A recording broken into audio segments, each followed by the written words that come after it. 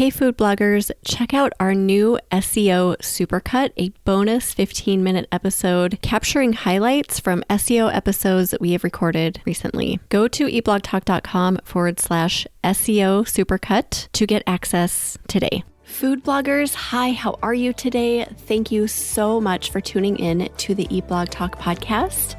This is the place for food bloggers to get information and inspiration to accelerate your blog's growth and ultimately help you to achieve your freedom, whether that's financial, personal, or professional.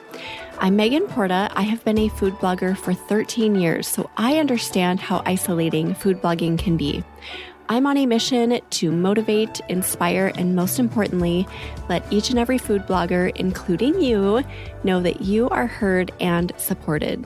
How is your relationship with that acronym EEAT? How are you feeling about that?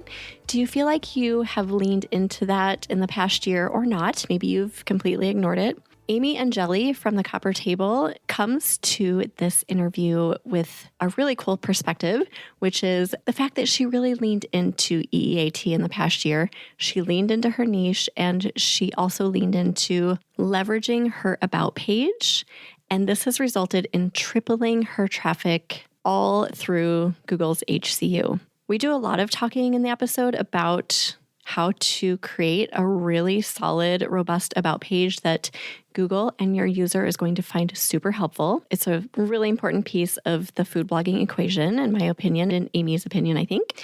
And she talks about other things surrounding that. So linking to your About page from your recipe posts, creating really compelling opening paragraphs in each post, having an interlinking strategy, and changing your mindset about the recipes that you create and the numbers, the search volume, and the competition numbers that you find in your keyword research tools. This is an important conversation. It's something we don't talk about enough, so I hope you find immense value in this conversation. It is episode number 603, sponsored by RankIQ. Hey, we have spots available for the 2025 mastermind groups, and I want to give you a chance to grab one of them. One of the things that is not talked about a lot are the long-term benefits of being in a group like this one. So instead of saying, what's going to be different in my business in a year, the question should be, what positive things will have happened in my business in 5 years or in 10 years because I joined this group? For more information about these groups and to apply, go to eblogtalk.com/mastermind. Current mastermind member Lucy from Southern Food and Fun talks about the long-term ROI in this clip. Anybody on the fence, I highly recommend the mastermind. It's expensive, but it's an investment in your business, an investment in yourself. I feel like the return on that investment will be years. Amy Angelli founded the Copper Table in 2019 to share recipes that minimize processed ingredients with a focus on cooking in season and cooking from scratch using fresh produce. She wanted these recipes to be for people who are busy and often don't have a lot of time to spend in the kitchen, but want great meals that make them feel good after a busy day. She lives on a small island in Washington state between Seattle and the Canadian border in a richly agricultural area that provides a lot of inspiration and recipe ingredients. Amy, it is so good to have you on the podcast. How are you doing today? I'm great, Megan. How are you? I'm doing good. Having a good day so far. My youngest just went off to his first day of high school, so it was a little bit of a teary morning, but I've pulled it together. But it's all good. That's so hard, isn't it? Yeah, it is. I didn't think I would react that way, but he was like, just, steadfast, leaving for the bus, like no big deal. And I was like, how can he be like this? I'm about to cry. Oh gosh, but I'm super excited to chat with you. This is a topic that I feel really strongly and passionately about that I don't feel like gets enough attention. So I personally really value this and appreciate you bringing it to the table. So thank you for being here, Amy. You are so welcome. I am glad to have this conversation because I think it's very important too. Yeah. So we will get into leaning into EEAT and leveraging your About page. But before we do all of that, do you have a fun fact to share with us, Amy? I do. So I actually live on an island. What? I do. Where? I live in a large chain of islands that is north of Seattle, south of the Canadian border. And there are over 100 islands in this group that I am a part of. And the island I live on is one of only 2 that are accessible by bridge. The rest of them, it is seaplane or ferry. Oh my gosh. Wow. What is the name of the island? Fidalgo Island. I have never heard of that, but that is so interesting. How Yes. many people live on your island? So there's probably about 15,000 people Oh, wow. So yeah, that's significant. on this island. Some of the cast of the show Deadliest Catch live here.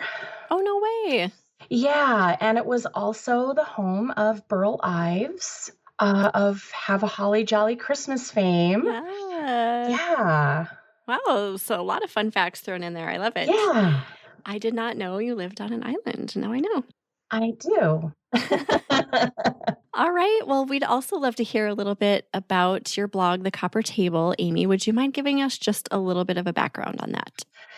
So, the Copper Table is about fresh produce forward recipes with CSA box and farmers market finds, or what you have at your local grocery store, and trying to use local products as much as possible in an approachable way that isn't fancy or intimidating, but just really good food that you can feel good about cooking and enjoy by yourself or with your family. And I try to make sure these recipes are easy and for the most part aren't really labor intensive. There are a few on the site that are, but I'm an overwhelmed sports mom and I'm often a slave to the practice calendar. So I want these recipes to be easy for people who don't have a lot of time. Yeah. And what kind of works itself in there too is cooking from scratch, making as many things as you can yourself as possible instead of buying them, and in a way that is also easy, and minimizing processed ingredients. Love it. I think a lot of people can relate to a lot of what you just said. And then you started your blog in 2019, correct? Did. Yeah. And how has growth been for you? At first, it was extremely slow. And part of that was I had trouble really defining and executing what my site was about. And I really had trouble articulating that. And I think it's because I was still really trying to figure that out myself. And I wasn't consistent about posting. I think I had a lot of imposter syndrome and, just lack of confidence in what I was doing, which I shouldn't have, but I did. We all go through it. And back in, was it 2021 or 2022, I met Jen from Cook Eat Go, who you know. Yes. And she really was a huge help to me. She pushed me off the proverbial cliff, if you will. And in a lot of ways, I wouldn't be where I am without her advice. So thank you, Jen. Aww. I have to call you out. I love that you did that. Hi, Jen. I miss you. I miss you too, Jen. She's so great. I'm glad she did that. So she just kind of, I don't know. What was the advice she gave you that pushed you off the cliff? So just rating my Instagram DMs with weekly homework assignments, if you will. And then she would poke me. Did you do that? Did you do that? Did you do that? And we would meet up and I would tell her stuff that I knew that she didn't know. And she would give me this big information dump. And I took all of that I learned and listening to podcasts, and I just started doing the work. Yeah. And then I was probably this past spring, so earlier in 2024. It was somewhere, it was either on Madison Wetherell's website or her podcast. I can't remember the exact way I heard this or first found it out, but it was definitely Madison about linking to the About page. And I thought, well, let's give that a try. So I started doing that, and I was sort of in this rut. So I was updating old posts, and I started linking to the About page in those older posts as part of the update. And then everything new that I did from that point on was linking to the About page. So in October of 2023, my blog was at 8,000 sessions. And then in June of this year, it was at 45,000. And 2 weeks ago, I went live with ads. Oh, yay. Congratulations. That's huge. So awesome. I'm excited for you. It's a big milestone in a blogger's journey. Yeah, so it was probably spring of 2023 when I started linking to my About page. And Okay. So you heard Madison mention the importance of the About page and linking to it. So then did you do a deep dive like, oh, I should probably know what's on my About page and figure all of this out? I had already kind of written a pretty comprehensive one before that. I Okay. just wrote it, and then it sort of sat there not really doing anything for me other than existing. And I got that. The information I used to build that was from Eb Gargano of Productive Blogging. She is also a food blogger who has a blog called Productive Blogging. She has blogging courses and a lot of articles on productive blogging that are very much in the vein of what Eat Blog Talk is about, just a lot of advice and relevant information for bloggers. And she had an article about crafting an About page. And that her framework was what I used as a starting point. And then over time, as I learned more and as I gained more experience, I just started adding to that. And the About page that I have now is the result of a pretty long evolution over a couple of years. Okay. So it isn't, I mean, you can get it started. You can get a solid base in a day, I feel like, but it's something that you can constantly go back to and revise as you're kind of learning more about your niche, right? Yeah, and you should be. Yeah. And sometimes it's just a simple, I know how I could talk about this one thing a little bit more clearly or in a better way. And so you go in and you just change a paragraph, and I do it whenever I need to. So you should always be updating it. Yeah. And this is such a good way to establish that infamous EEAT that we all hear about. All bloggers are like, how do I improve my EEAT? Well, here is where you start, I think. It's so important for all food bloggers. If you're listening and you haven't updated your About page, you haven't paid attention to it, go do it. Just get started with it. It's such a huge message and signal to Google and to your user that you know what you're about and you're an expert in this area and you have experience in this area, right? So it's a really, really solid tool to use. Yes. And I think it's actually maybe the most important page on the whole site. I love that. So do it. People ignore this all the time. I was just telling you before we started the conversation that I'm in groups or like on calls all the time and people ask, how do I improve EEAT? And then I look at their About page and I'm like, oh, well, you should definitely start there. It is so important. So, yeah. Yeah. And I think, and I'm sure you've seen this in looking at people's About pages. You go there and it's, I'm Susan and I love walking my dog and I love reading and I love sharing recipes here. Yeah. Well, that's great, Susan. And we can probably hang out, but you have to tell me why your recipes are the best and why they are the ones I have been searching for. Yeah. And to give Susan some credit, this is how it used to be. Like we just used to Yes. throw up a few sentences, maybe a few paragraphs that had nothing to do with your authority or expertise or anything. So it's okay that it's like that. It's just, it's time to change because times are changing. Yes. And in that, we need to show our human side and we need to talk about ourselves. But we also have to remember that the About page is actually about the reader. And you have to show that you're here for them. Yes. And the way that I have done all of that is in a conversational way, I talk about what my site is and what it's about. I try to do that in a way that lets them know first thing that they found their home. And I talk about what's on the site. I talk about what kind of recipes and tips are on the site. I show them how I can help them by doing that.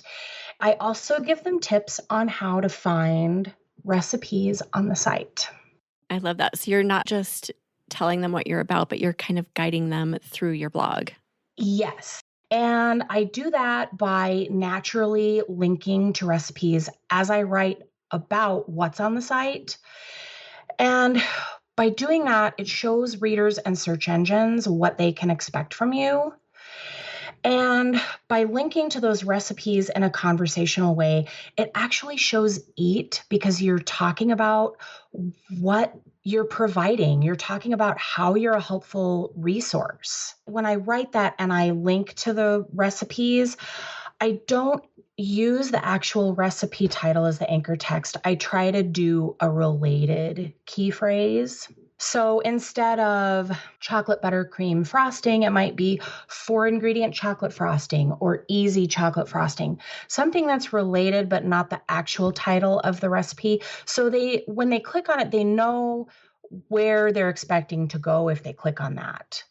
But it's not the same, it's not the exact recipe title. Because I know for good SEO, we're not supposed to use the same anchor text every time if we can help it. So Right. I try to throw some variety in there and talk about your philosophy about cooking. What makes you excited in the kitchen? What are you passionate about related to cooking? Because, enthusiasm is contagious. So if you're showing what makes you enthusiastic and how much you love cooking, it's likely to make them love you and love cooking even more. I love that point. Enthusiasm is contagious. So if you can convey that enthusiasm on your About page, you're going to let people know that you are enthusiastic about your cooking and you're going to get them enthusiastic about cooking. And, talk about your family history or other experiences, any education or charity work, past day jobs, if you have digital products. If any of that relates to the site, it provides topical authority while you're telling the audience more about you.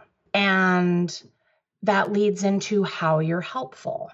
So if you bake cookies for a bake sale every year, you should probably be talking about that. If you took a class, a 4-week sourdough bread intensive, you should probably be talking about that. If you went to culinary school, if your family has been cooking the same recipes for generations, if that ties into your niche, it should be there. Yeah, I love that point too. I completely agree. And then as far as like being featured in press or maybe podcasts, mention that as well, correct? Oh, absolutely. Yeah. I noticed that you were on Cooking Chat with David's podcast and that you mentioned that on your About page, which I love. I think if you're featured anywhere that's relevant to your blog or your niche or cooking or any of your areas of expertise, mention it, put the links. Yeah, I'm all for that. Yes. We're always concerned about having the right H2s in our posts and making sure that we pepper those relevant keywords in our recipe posts. But the about page is kind of where you can let the storyteller in you really shine.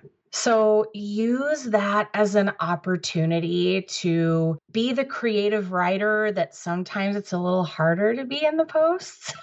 Yeah, right? No, that's something that we need to hear because we don't often get that.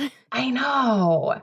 We lose it. Use the about page as your opportunity to shine a little bit. We feel so restricted on our recipe posts, I feel like. Yeah. As far as linking to it, I also do that in a conversational way from the recipe posts because you should really be doing that in every post. I'm not quite there yet, but. How do you give us an example of how you do that conversationally?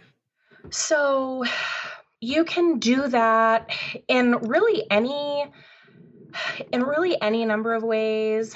I have a couple of examples from my own site that I can show you. Yeah, that would be awesome.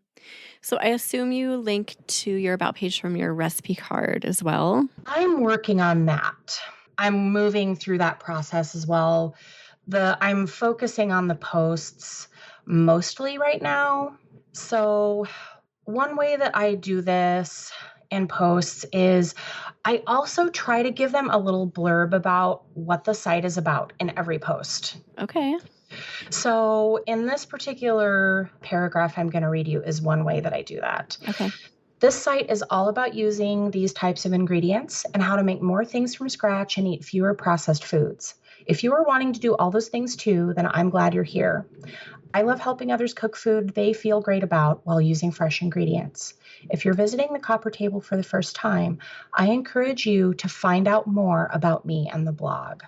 So find out more about me and the blog is the anchor text to go to the about page.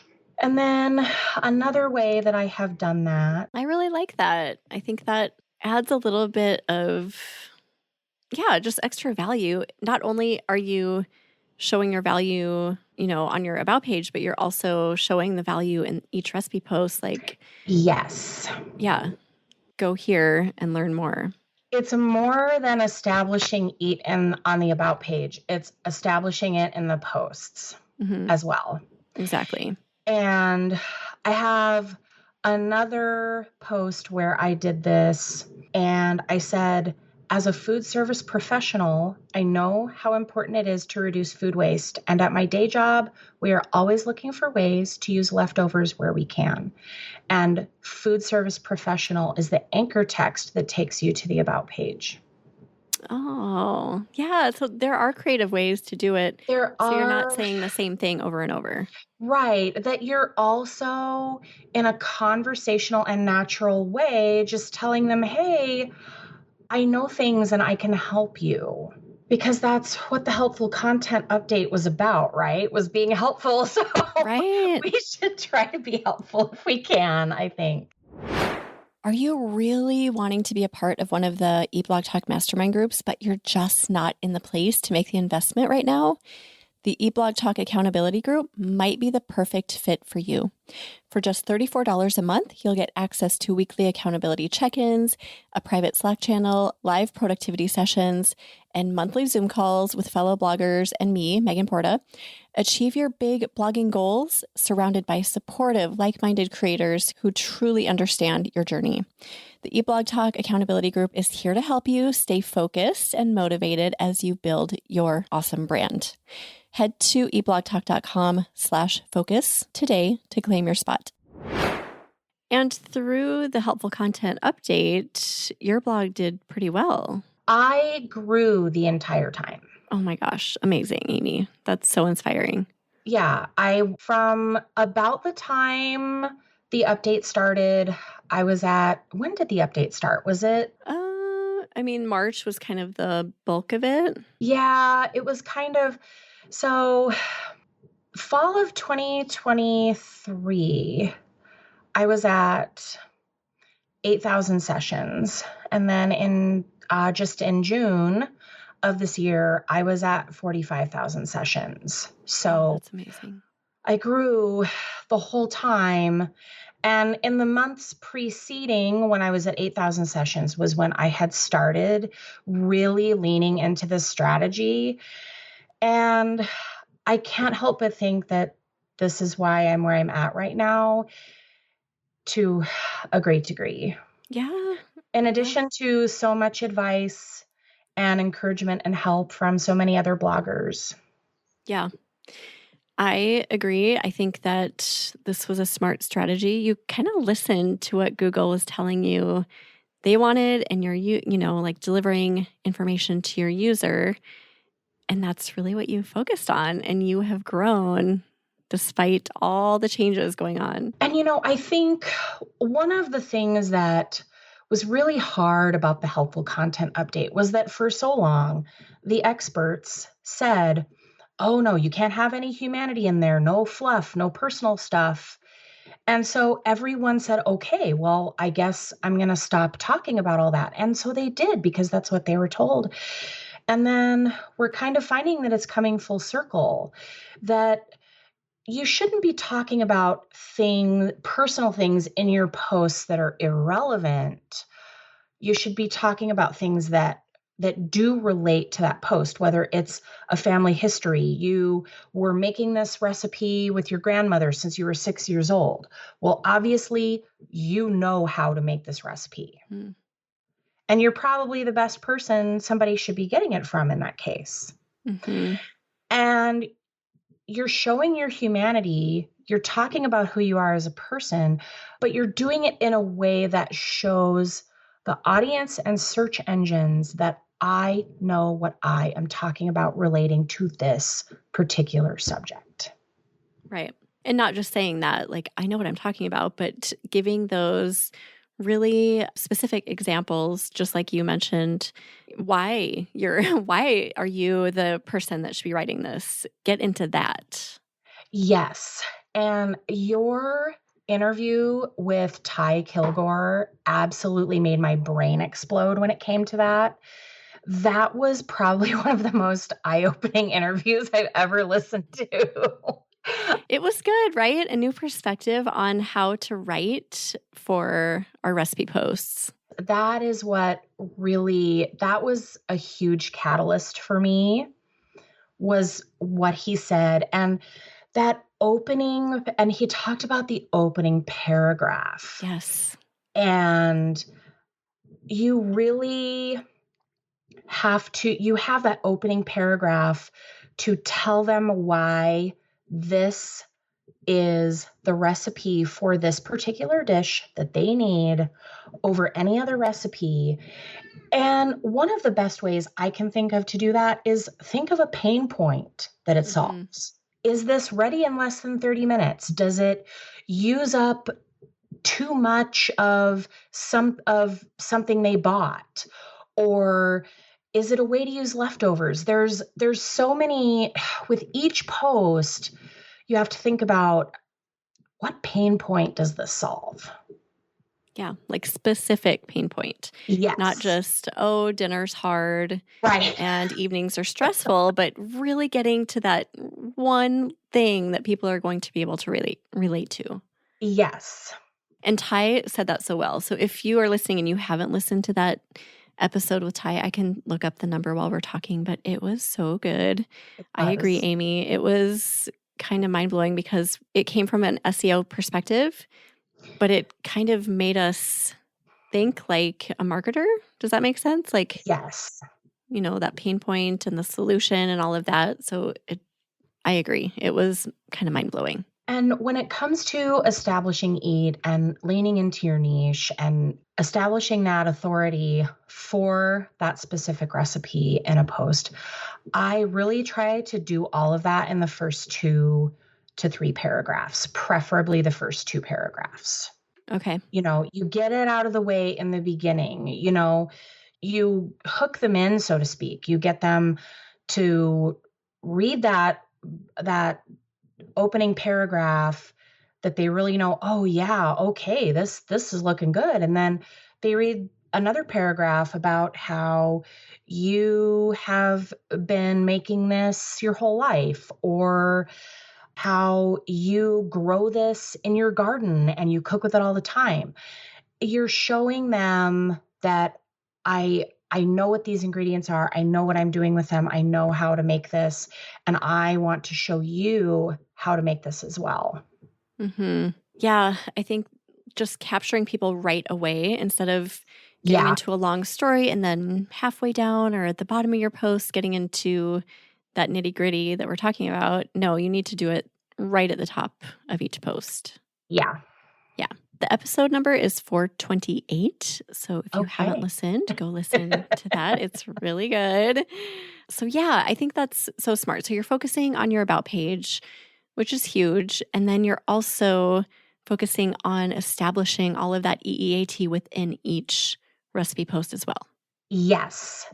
And how you do that in each post is always going to be a little different, because maybe you grow this one thing in your garden, but maybe there's another recipe that you make this every Monday because you have sports practice and it's easy and it gets your it gets your family eating dinner quickly.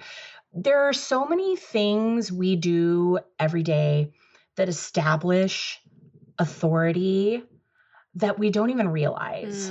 And we're so caught up in the mundane of our lives and all the routines that we have every day that I think we forget all of these things that we do that give us experience and give us knowledge that we can then share with others. So there's a lot of things we do that establish that I think we all forget about. So everyone should just think about their own life day in and day out, what it is that they do that probably establishes authority that they never thought about before. And what about getting insights from a friend or maybe a blogger friend who knows you really well? I was going to say a spouse, but then you could, I don't know. I just feel like somebody who's in the business might be able to pinpoint certain things like, oh, I've heard you talk about mac and cheese, your mac and cheese trick 100 times, those specific blogging things that you do. And Yes. you know what I mean? So relating it back to your life and how it makes your life easier, and just having that pointed out from somebody else can be so insightful because, like you said, we can get in our own just routines and not see the things that other people can see and point out to us. Yeah. And, that's part of what prompted me to reach out to you about being on the podcast was Samantha and Christina and Jill from our EBT accountability group said, you have a great about page. You know something about this. You need to have Megan interview you about this. Oh, I love it. Yes. That's so great. Yeah. And you probably were like, oh, right. Yeah, I guess I have leaned into that. I really did put some intentionality there. Yeah. I know people say things to me once in a while where I'm like, oh, I never saw it like that. And that is another reason to involve yourself in a good group of people who know your business. There's so much value in doing that. So EEAT, you are definitely leaning into it. Are there things you're going to do in the future to continue doing that? Are there things you haven't done yet that are on your radar? Actually not that far from me, across the bridge on the mainland, King Arthur Baking has a baking school. So I've thought about taking some bread baking classes and getting a little stronger in there. I have thought about seeing about teaching some cooking classes, publishing a cookbook. Yes, that's a huge one, the cookbook. Yeah, so I have some things on my to-do list for the future to just keep growing that.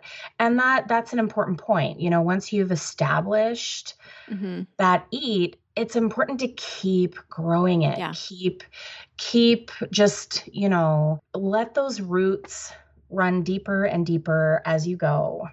Yeah, it is really something to keep top of mind for food bloggers. I've had this thought lately that the bloggers who have focused on EEAT, whether consciously or not, and just have their hands in different areas of the blogging world. So they have a YouTube channel, they have a cookbook, they've been on the news, they've done all these things that are signals that they know what they're doing. Those are the bloggers who are really thriving right now. I had this aha moment after the HCU this spring. I was like, oh my gosh, this is why we should do all the things, maybe not all at once, but Right. do all those things that are going to send that signal that you really do Yes. know what you are doing in your niche. And another blogger I can think of who is a really great example of this strategy is Jamie Silva. Oh, yeah. She's from A Sassy Spoon, and she is Cuban American, and she does Cuban food on her website. And she leans so heavy into her Cuban heritage and her family history. She grew up cooking and eating these dishes. So it's obvious that someone like her is the best person to be sharing that with the world. And her podcast is amazing. It's called The Sassy Solopreneur. And there were a couple of episodes in particular that were right up there with Ty Kilgore's interview for me that I went, whoa. That's awesome. Yeah. That's great. So Sassy Solopreneur is another great podcast that everyone should be listening to if they're not. Yeah, definitely. It's worth scoping out all that's out there. Yes. Yeah. And then how does mindset play into this for you, since you've been one of the, I don't want to say lucky, but fortunate ones who have actually thrived through this crazy year when a lot of people have not thrived? How has mindset played a role? So it has changed my mindset behind the recipes that I create and my attitude regarding keyword research. Okay. A lot. So we should look at traffic volume. We should look at, is this low or high competition? But that shouldn't be the first place we go. And I know for a long time, that's where everybody's mind went. Can I rank for this? Is it high search volume, etc.? But I think part of being helpful and serving readers is being a one-stop place for what they need. And sometimes that means putting recipes on your site that you can establish Eat For, that are part of your niche, that are high competition. But because you are able to establish Eat For that recipe, you are able to strategically interlink it to other recipes on the site. And by its mere existence on the site being helpful, I say put it up there. I agree with that. I've always said that low competition, high competition, or otherwise, you should only be writing content that falls into that category, that you have experience, your expertise, like all of that should apply no matter what. Yes. And I think, when you're just trying to grow and rank, it's really easy to get stuck in that mindset of, oh, but this isn't very high search volume at all. Or, oh, this competition's too high. I'll never rank for this. I'm on page 1 for a couple of things that you probably think I wouldn't be because of that. Yeah, just knowing you know your content and you know your expertise better than anyone else, right? So yeah, no SEO expert can tell you, oh, Amy, you're not going to rank for that. You know if you are or not, or if you have a chance. So if you feel like you do, go for it. Yeah. Yeah, even if the numbers say, oh, this is really high competition, I go for it, because if you get it, amazing. That's going to boost you so much. Sometimes that takes time, right? Mm-hmm. As far as moving up in the ranks with those higher competition posts, but at least in the meantime, you're helping your readers because it's there. Yeah, I am so on board with that. I love this perspective so much. So don't be a slave to your keyword research tool, I think is the key, right? Don't limit yourself to, okay, I have to stay between this competition number and this one. That does not need to be the case. If something No. feels right in your soul, go for it. You never know. In 5 months, 5 years, you could be number one. Yeah, And then do you have an interlinking strategy? I do. And part of that is when I'm thinking of a new post to write or an older one to update, one of the things I think about in creating new content or updating old is how can I link this to other pieces of content on the site in a way that doesn't already exist in this post if it's old, or in however way I'm going to do it if it's a new post that doesn't exist yet. I link to whole categories. I link to other related posts. I link to the about page. Whatever the about page is something that I do every time. I always interlink to at least one, preferably two other posts. And if I can, I link to a category because in linking to a whole category, you're showing, hey, I have other recipes that are like this. I'm really good at this. And it's not in a bragging way. I'm showing visitors and search engines that, yes, I know how to do this. Yes. Because I have all of these other recipes in this category that show that this post that you're reading isn't just a one-off. It's part of a much larger story. Yes. Yeah. So it is like this big strategy. Yeah. It feels a little bit complicated, but really it doesn't have to be. No. So would you recommend, if somebody is listening and they're just like, okay, this sounds really good, but it sounds like a lot, would you recommend just start with the about page and then kind of piece it together from there? Start with the about page, and as you're updating older content and creating new, link to the about page, link to it in the recipe card and in the post. And in new content and old, establish EAT, lean into your niche, talk about why you're the best person to go to for this recipe, make the opening paragraph really count. Yeah, all of that is so important. Yeah. And getting feedback from your peers. I think that was a good point that you brought up, that could be so valuable, in just a matter of like, hey, what do you think I'm an expert in from your perspective? Right. You might come up with things that you were just not on your radar, right? Yeah. Is there anything we've forgotten, Amy, that we haven't mentioned that you feel is important to touch on before we start saying goodbye?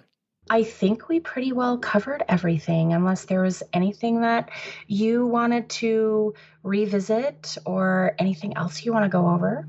I don't think so. I think that it's pretty clear.